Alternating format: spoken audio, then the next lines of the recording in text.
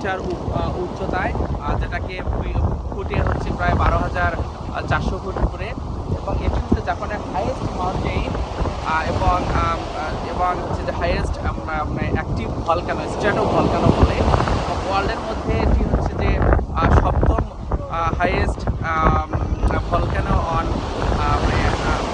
Volcano, যেটি হচ্ছে যে এশিয়ার মধ্যে, এশিয়ার যে আইল্যান্ডগুলো আছে তার মধ্যে এটি দ্বিতীয় হাইয়েস্ট ভলকানো আফটার সুমাত্রা আইল্যান্ডে যে কেরিঞ্চি ভলকানো আছে তার পরে পরে এটির অবস্থান।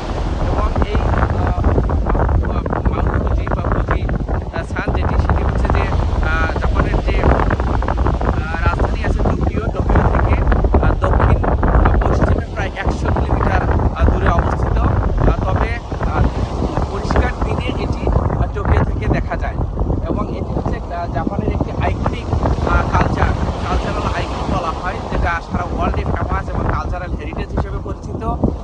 এবং এটি এখানে মোটামুটি সারা বছর বিভিন্ন দর্শনার্থী থাকে, বিভিন্ন যে হাইকার্স এবং ক্লাইম্বারদের